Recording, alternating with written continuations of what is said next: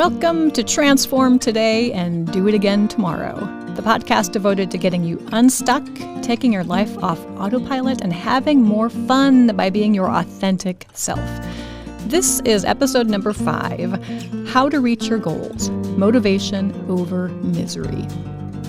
My name is Rebecca Ryan, and as a certified life coach and professional writer, I help people just like you transform their lives to find their focus, potential, and fulfillment by digging deep to find the answers that were there the whole time.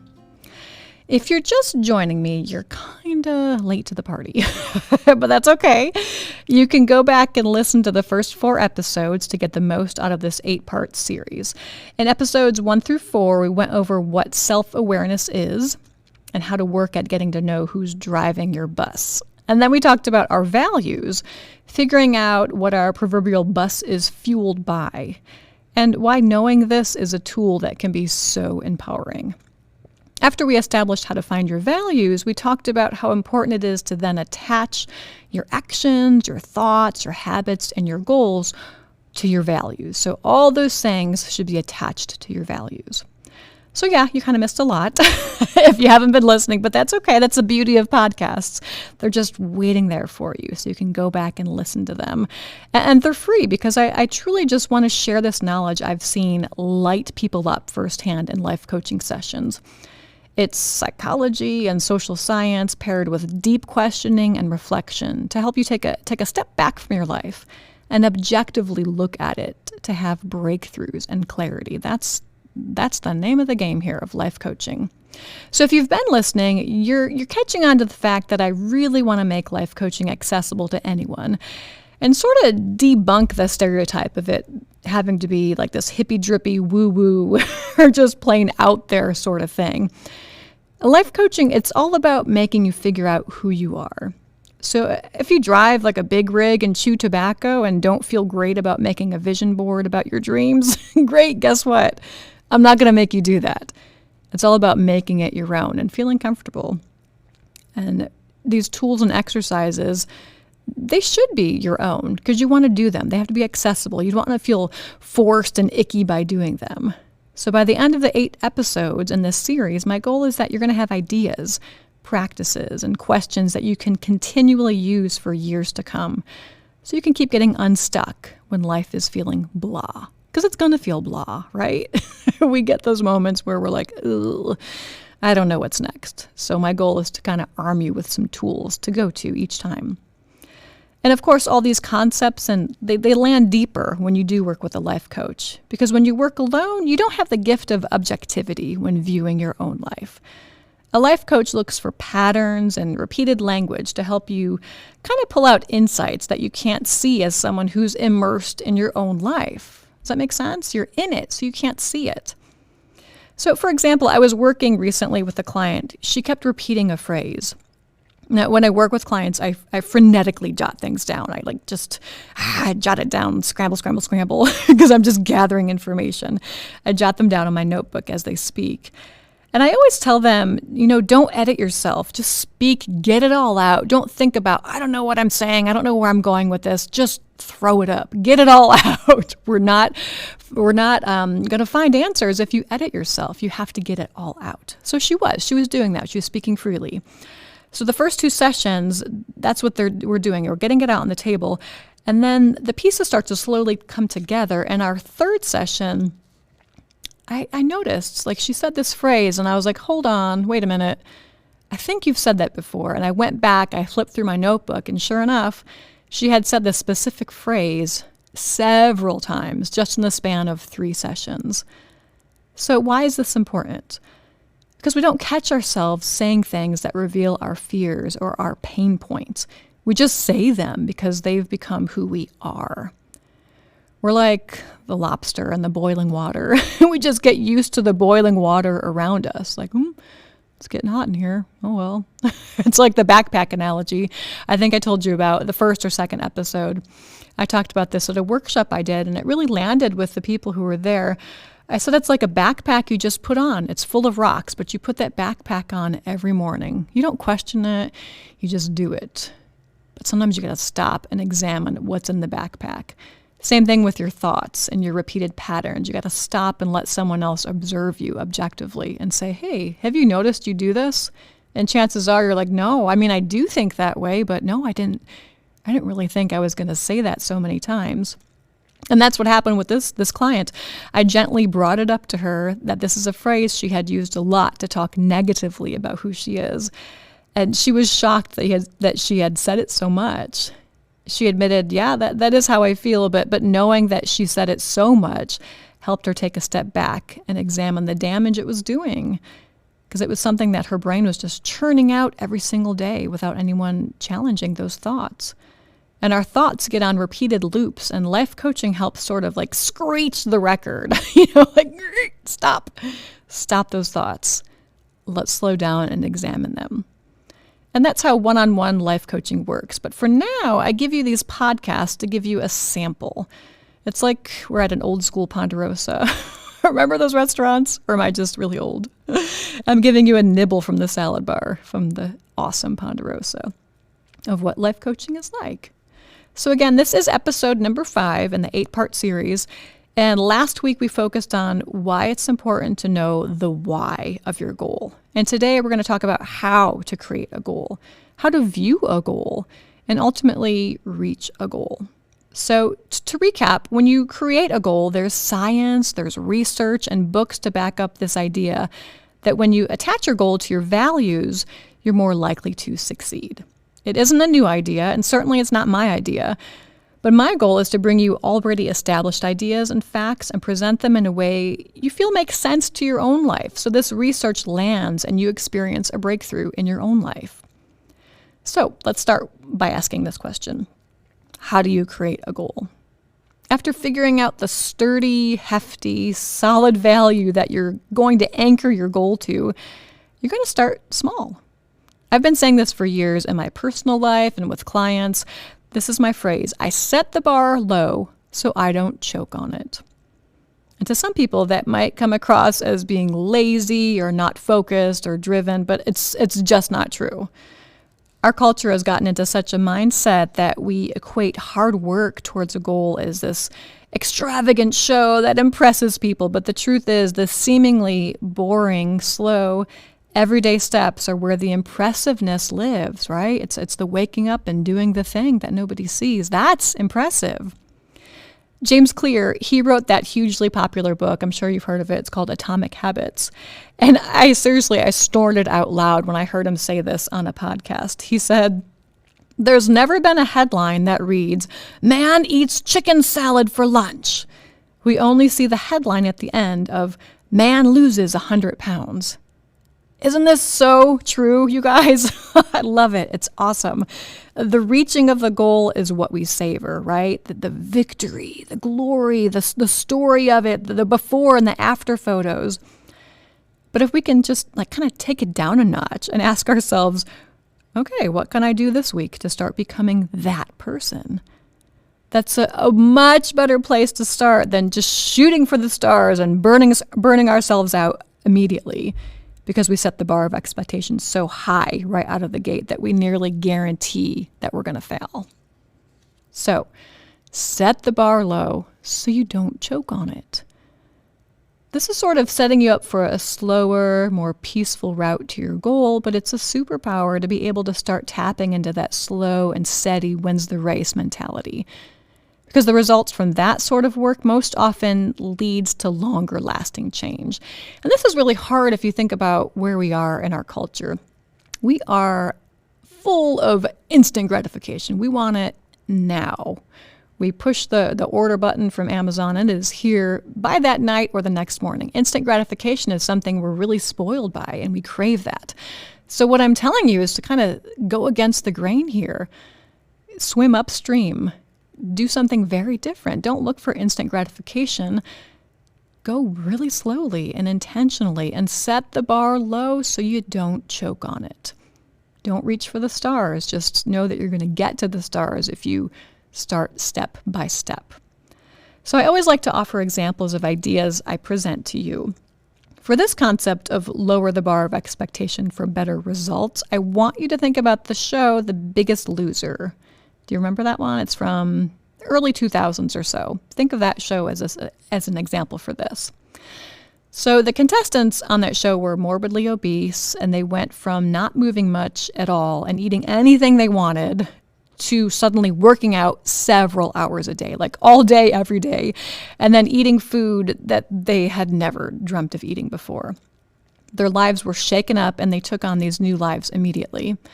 So the bar of expectation was super high, and they pushed themselves to continually reach it as their coaches barked at them to keep going. So did it work? Yeah, it worked. They almost always lost the weight, and we got to see our victorious weight loss happy ending until the show ended, and they went back to their normal lives. And it's not realistic to work out 8 hours a day and eat 1,000 calories. So according to an article I read, nearly all of them gained back almost all the weight. So now we have this kind of like this roller coaster. They've skyrocketed to this amazing high of losing the weight and feeling victorious.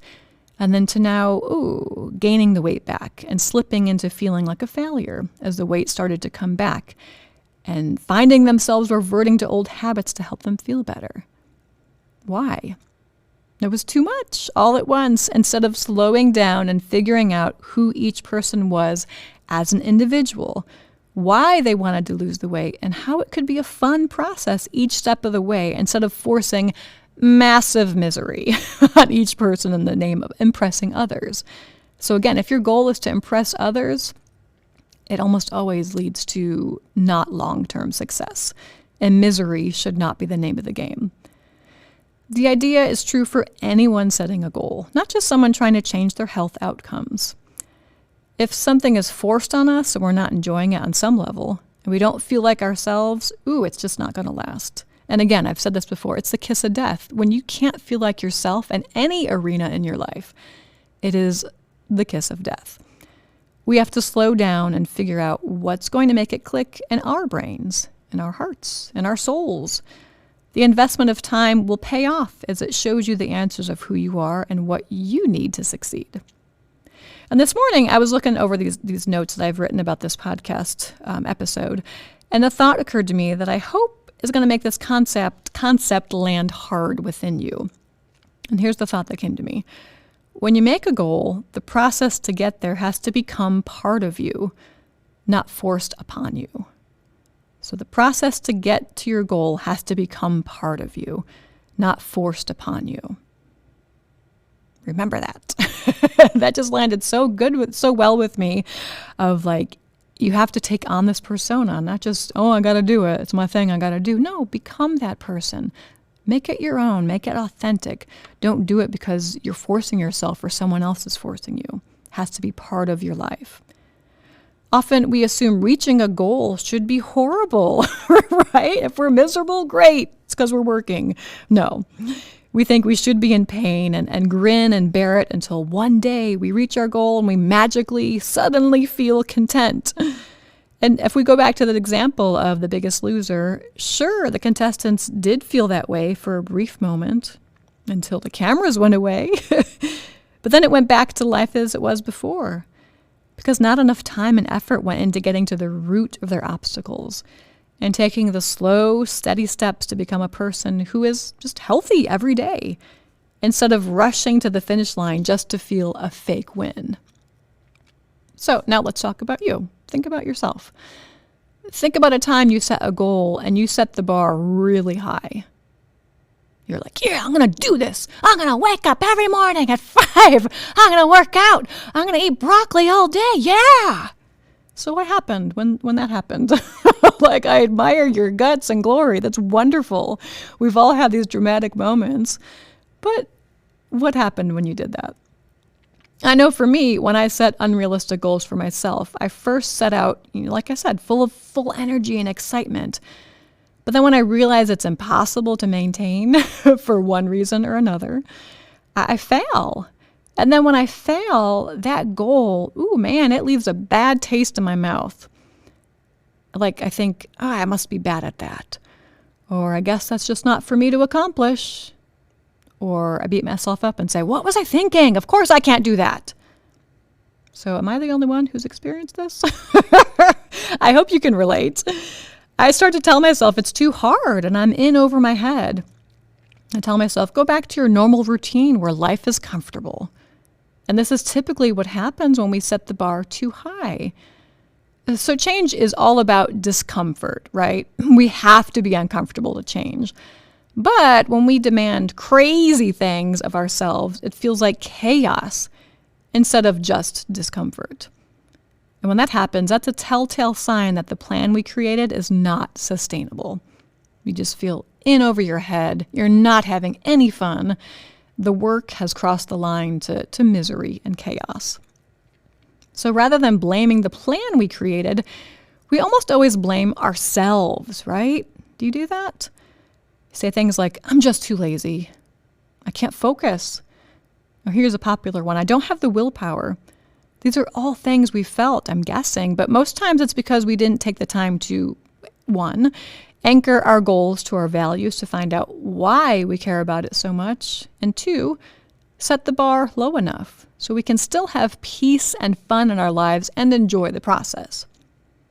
Once you do those things, a next step to consider when you're creating goals is to be super specific about your process, which includes the habits and daily steps you'll take to reach your goal.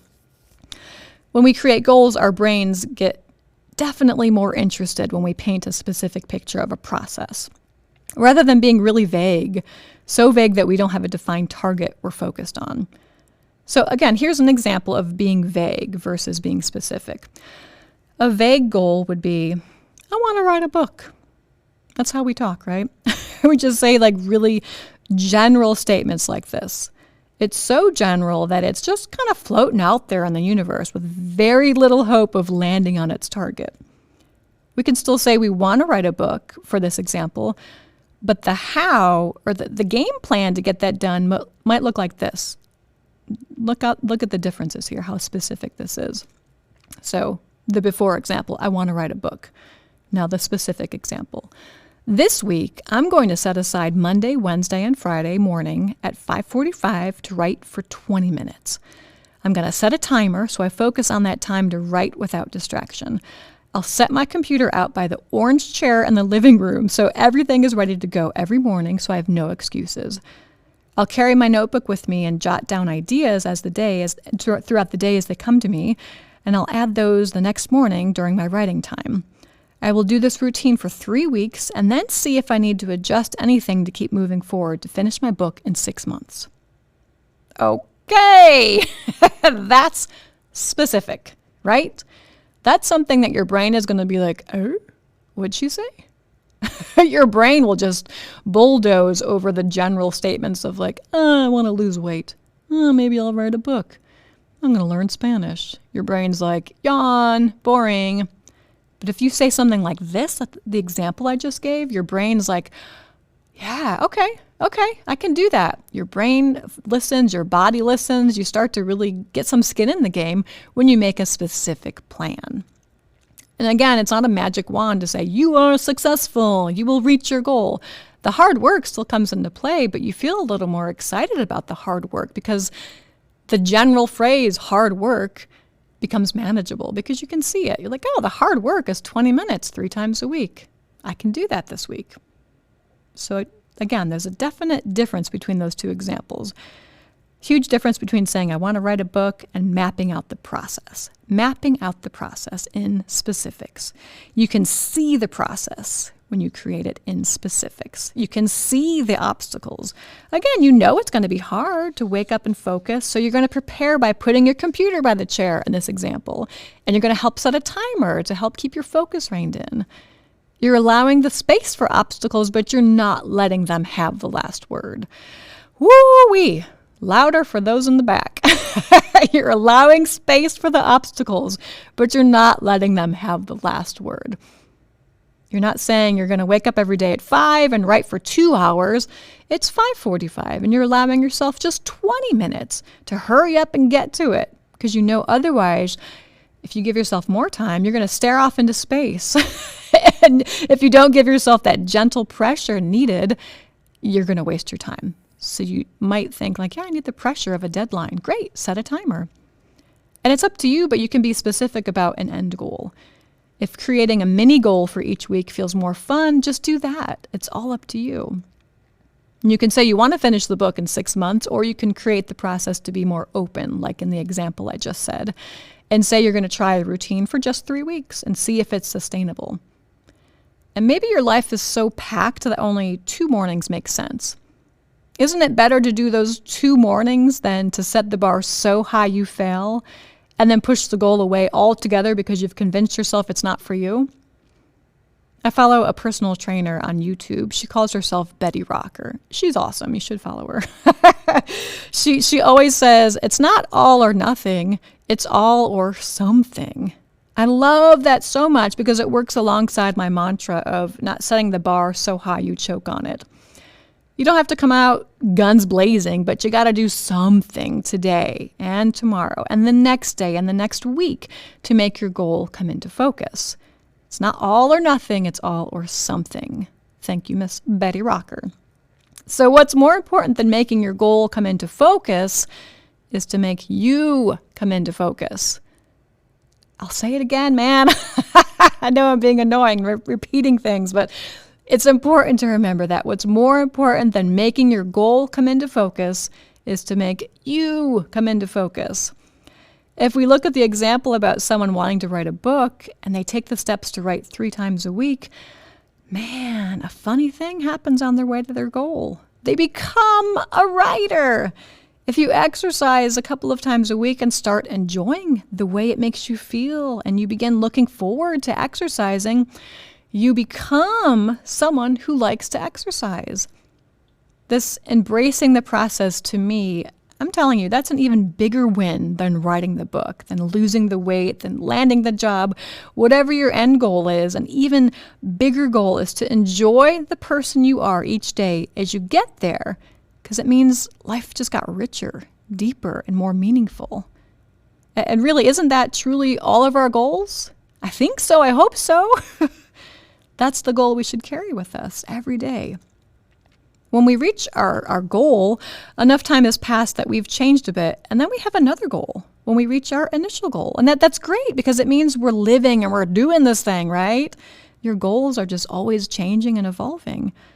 So if we can take some of the pressure off of that initial goal and put more joy and peace into the steps it takes to get there, ooh, man, we're going to uncover contentment and fun. And remember, enjoying each day should be the goal that we always carry with us to any other goal we have. Okay? That might, again, sound frou-frou out there, hippy-drippy, enjoy each day, enjoy the journey, but there's a reason why that corny phrase is so popular, like don't enjoy the journey, enjoy the journey. That means enjoy this moment. Don't be so focused on the end game that you don't enjoy the process. So fun, really, it's a huge part of the equation. Now we need to be real and say working toward a goal, it's challenging, right? It's hard work and it pushes us past our comfort zone. Yep, these are great signs that you're headed in the right direction. It's not easy. But when the hard work has an element of joy and fun to it, we're going to stick with it more than we'll stick with something that makes us miserable. We end up doing it just to stay true to our commitment we made to ourselves. And finding this joy, peace, and fun on the way to our goals sometimes means taking the slower route. Again, that's going to be hard for you to convince yourself of because society is so fast-paced and instant gratification. But it means tweaking the process along the way to make room for figuring out what works best for you.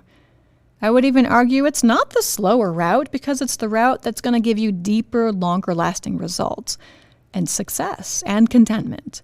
Then when you keep setting the bar high, you don't follow through, you try it again, you keep failing, you do the same thing over and over, and so you never really reach your goal or change who you are when you try the instant gratification, setting the bar high route.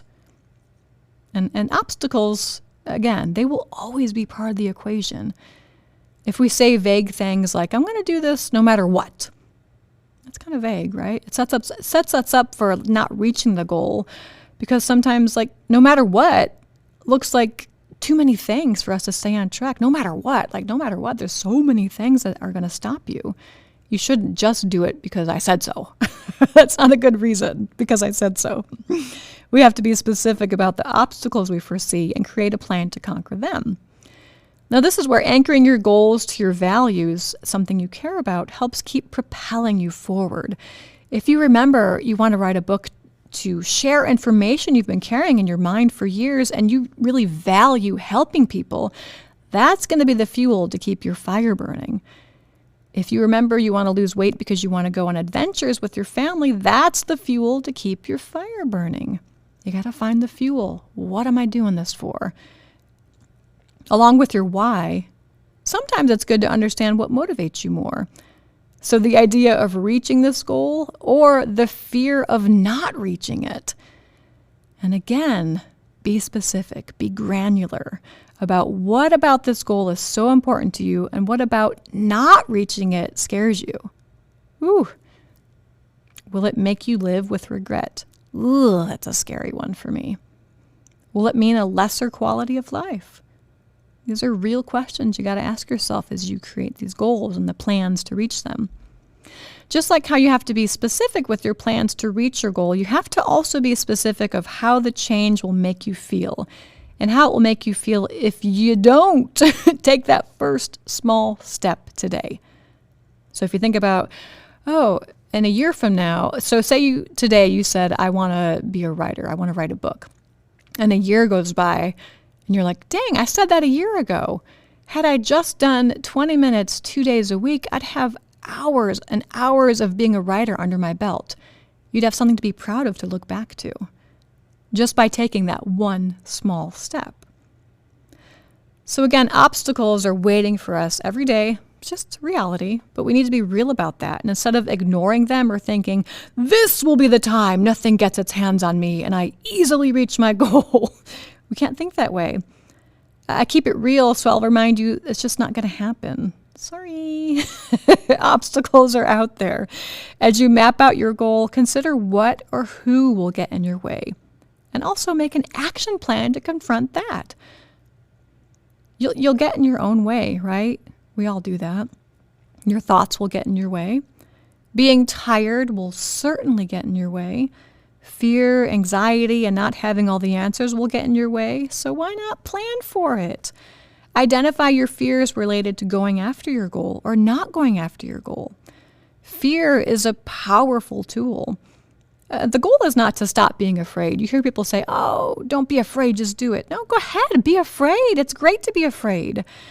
The goal is to accept that fear is part of life and to sit with it and to understand what's scaring you. What will you do when obstacles look you in the eye and tempt you to quit? Being specific and consistent will be your weapon. Specific, consistent. Those two things. Put them in your tool belt. Man, you need those for setting goals and for life in general. So we started this podcast series with the tool of self-awareness, simply knowing who you are. Now, this is important as you create a process for your goals because if you know who you are and what works for you, you can use this info to create your plan. I call this Find Your Flavor. I don't know why I came up with that, but it just kind of stuck. Find your flavor. If you know what things are a struggle for you or what hasn't worked in the past, be honest about who you are. If you know, for example, waking up in the morning is super hard for you, but that's the only time you can carve out time for yourself, and you know what makes you feel great throughout the day, you'll need to find your flavor of what's going to motivate you. If your flavor of incentivizing yourself means you program your coffee maker to have coffee waiting for you, great, do it. Or maybe your flavor of motivation is planning ahead and having a playlist or a podcast you look forward to while you work on your goal. Now, in the last episode, I touched upon this idea of find your flavor by saying if you're forcing an act upon yourself, it's not going to work because it's just not authentic. If you hate running, but you force it upon yourself, you'll probably never love it. So don't waste your time. Find something you already sort of love, or at the very least, you're curious about, and go there. Find your flavor means allowing yourself to be drawn to methods or routes that feel like you'll actually follow through with. It's not about life hacks or comparing ourselves to others on social media and doing what we feel like we should do because everyone else is doing it. It's about taking off that pressure and just tapping into a place of joy, slow progress, and honesty. An example for me, for my own personal life, I know everyone wears a Fitbit. Everyone. And I don't like it. I don't like how much I'm on a screen enough throughout the day. I'm constantly on my computer. I'm on my phone. The last thing I want is a stinking screen on my arm. I don't want that. But I caved in. I was like, you know what? Everyone else does it. I'm going to do it. So I borrowed my son's Fitbit for a day. I think maybe 2 days at the most. I was like, get this thing off of me. I just hit the microphone, sorry. I was like, get this thing off of me. I feel like I'm being buried alive. I just don't like a Fitbit. I don't like that it turns, for me, again, I'm not putting you down. People love it. So I'm the weirdo here. You're not the weirdo, I'm the weirdo. Always rest assured that that's the case. But people love it because it gets them moving. It tells them how many steps they've taken. For me, I'm like, quit telling me to move. I know I'm going to move. I like moving. I'm a person who genuinely loves to exercise. I love moving. I don't like to do it. What happened to me when I wore the watch was I would start walking and look at my watch. Walk a little more, look at my watch, like a little puppy dog. Like, hey, do you like me now? Is that enough steps? Hey, do you like me now? It kind of like jaded my experience of authentically loving to exercise into this thing I suddenly had to do in a way that everyone else was doing it. But you know what? It doesn't work for me. And I admitted that, and I took it off, and I'm back to enjoying exercise. I do whatever I want to do that day. I don't say, I got to reach 10,000 steps, because I don't work that way. My brain does not work that way.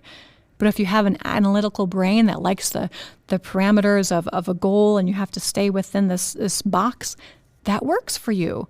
It doesn't work for me. I'll just give you that example so you can see, like, the way you should think about things, what works for you, and be honest when it doesn't. I don't want to keep forcing myself to wear a Fitbit. I'm really going off on a tangent on a Fitbit. But I'm not going to force myself to wear it. I tried it. I had an open mind. I thought maybe I'll try it and it'll work this time. No, it doesn't work because my brain is just wired differently. I like the freedom to move without checking in with another screen. So that's my story for you. I hope it helps. So once you create a plan that feels authentic and sustainable for who you are, you'll find as you stick with it, these daily habits, they become rituals. I heard a quote once, rituals are habits with wings. They become like this thing that starts to soar. Habits become rituals, and these rituals become who you are. You suddenly go from someone who wanted to write a book to a writer who loves to write. You go from wishing you could lose 50 pounds to being a person who gets energized when she walks in nature and eats vegetables. The goals become secondary because you're more focused on enjoying and loving who you have become. Isn't that so good to remember? These goals that you put so much pressure on, they just become, I don't know, they kind of float to the background. They're secondary. You're so focused on just enjoying life and like, hey, I like this person I'm becoming. So today was a longer episode. Sorry. I had a feeling it would be because I have a lot to say about this topic. It's important. And this is just the tip of the iceberg. There are countless books and podcasts about how to go about creating habits and setting goals. But sometimes too much information causes us to take no action. We get overwhelmed and we do nothing, even when we're surrounded by great advice. I know I've been super guilty of that. So let's summarize this important episode to make it something that is easy for you to digest and make it your own. You can use this method for all goals in your life, but it's always good to take one goal at a time. And in fact, it's very common to see a ripple effect as you set goals. You might experience change in one area of your life, and it automatically kind of creates confidence and better habits that affect another area. So remember that lovely side effect of reaching goals when you need more motivation. Just know that it is working slowly, and as you slowly change, other areas are going to change as well. This week, I want you to think of that goal I asked you to think about last week and the values you anchored it to, the why or reason you're doing it. Now take that goal and zoom into it and be specific about your plan of action. Answer these questions. What will I do for the next 3 weeks to start making this goal become who I am?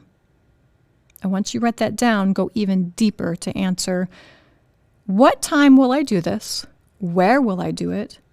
And what obstacles are going to try to talk me out of going after this? What will I do when I encounter those obstacles? This can mean you have to have a mantra you say to yourself or a Post-it note you put on your bathroom mirror. It doesn't matter. Whatever works for you to keep the momentum going without pausing for doubt. And again, doubt will creep in. It's okay. But you need to be prepared to counteract that with things that work for you, that keep that fire burning. This week, be tuned into your goal and be open to all the ways you can reach it.